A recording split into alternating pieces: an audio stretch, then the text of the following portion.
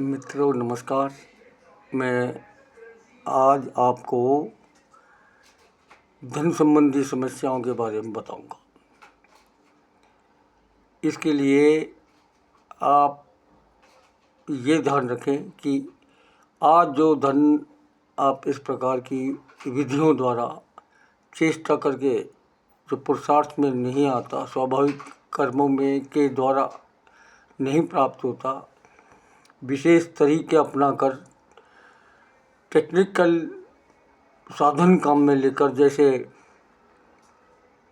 तंत्र मंत्र या ऐसा कुछ करके जो आप प्राप्त करेंगे साधना द्वारा, परमात्मा से प्रार्थना द्वारा, तो वो आपको अगले जन्मों के धन में से कटौती करके देंगे।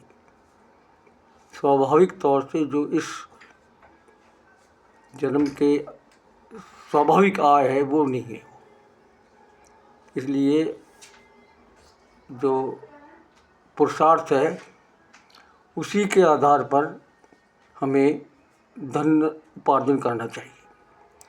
लेकिन तो भी एक सामान्य उपाय है कि अगर आप बिल्व फल के चूरे से हवन करते हैं, प्रतिदिन हवन करते हैं, तो कुछ ही दिन में आपके आय के साधन बढ़ जाएंगे और वह जो आप लक्ष्य प्राप्त करना चाहते हैं प्राप्त कर लेंगे। हवन सामग्री में 90% भाग बिल्व फल का जो होता है, इसका चूरा सूख जो महादेव जी के चढ़ाते हैं अपन, पत्र पुष्प, उसके जो फल है वो अलग रख देते हैं। वो जो फल है सूखा फल, उसका चूरा अगर हवन सामग्री में 90% मिलाकर किया जाए हवन, तो वो परमात्मा को प्रसन्न है और वो धन प्राप्त करने का साधन है। दूसरा एक तरीका है, हर प्रतिदिन सोमवार को सबसे पहले सवेरे सवेरे 50 ग्राम चावल थाली में रखकर घी बूरे के साथ गाय को दिया जाए, बिना टोके, अनटोके। अगर आप चावल थाली में रखकर और गाय को अपने दरवाजे पर बुलाकर देंगे, लेकिन कोई टोके नहीं कि भाई क्या कर रहे हो, आज तो गाय खिला रहे हो, कुछ भी गाय को क्या खिला रहे हो, पुण्य कमा, ऐसा नहीं मिलना चाहिए कोई आवाज़ देने वाला या मिलने वाला।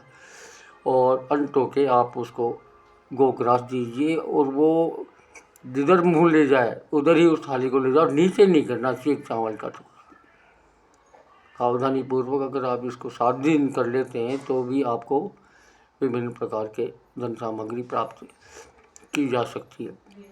ये 2 सामान्य तौर से काम में नहीं लेते हैं। बाकी बहुत अनेक विधियां हैं तंत्र मंत्र की और अनेक प्रकार की, मगर ये सर्वसाधारण एक ऐसी प्रक्रिया है जिसके कारण आप आने वाले ज़माने के, आने वाले जन्मों के धन को आज ही प्राप्त कर सकते हैं, जो कोई भी नहीं चाहता। इसीलिए ये प्रचलित नहीं हो पाती और इसको कोई नहीं करना चाहता, क्योंकि वो आगे वाले भविष्य को कौन खराब करने के लिए कोई भी तैयार नहीं होता। सब अगले जन्मों को सुधारने के लिए ही ये भजन पूजन तपस्या करते हैं। परमात्मा पर आश्रित हो जाना ये बहुत बड़ी उपलब्धि होती है और वो कोई हो नहीं पाता। इसलिए याचना करने के तरीके के अलावा पुरुषार्थ है, परमात्मा से मांग करते हैं, ये कोई बड़ी बात नहीं है। दूसरा बुद्धि मांगते हैं परमात्मा से, कभी कोई धन संपत्ति वगैरह मांगने का अपने यहाँ प्रावधान कम ही मिलता है, वो बाद में जुड़ा है। लेकिन सबसे पहले धियो यो न प्रचोदयात्, यानी हमारी बुद्धियों को इतना प्रकाशित करके हम हमारा पुरुषार्थ प्रकट कर सकें और धन कमा सकें।